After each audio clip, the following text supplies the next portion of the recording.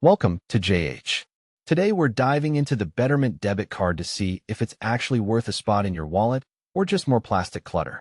If you're hunting for no fees, ATM reimbursements, and a mobile experience that doesn't look like it was designed in the 90s, Betterment might seem like a dream.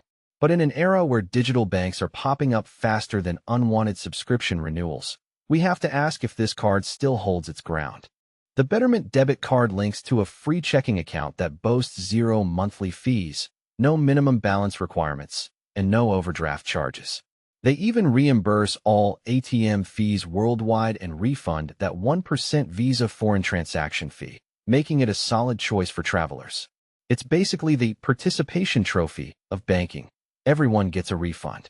You also get automatic cashback rewards through their partnership with Dash, because nothing says financial adulting like getting 3% back on a lunch you probably shouldn't have bought anyway.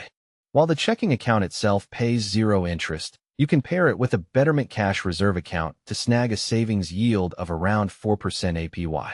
Just keep in mind that the debit card only pulls from the checking side, so your spending funds will be earning exactly zero interest while they sit there. Still, the entire setup is completely free with no hidden fee structures, which is a refreshing change from traditional banks that seem to charge you just for breathing their air. However, it's not all sunshine and rainbows in the world of Betterment. Several users this year have reported customer service experiences that are about as helpful as a screen door on a submarine.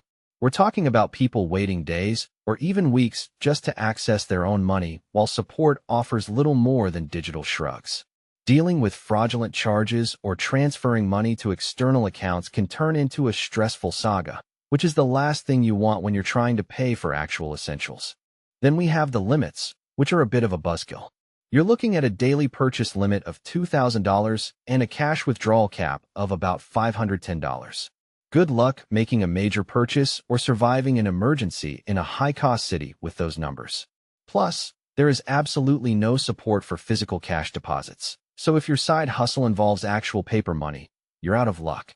In the end, Betterment is a legitimate, fee-free option for casual spenders and travelers. But if you need high limits or a support team that actually picks up the phone, it might just fall short. Thanks for watching, and I'll see you in the next one.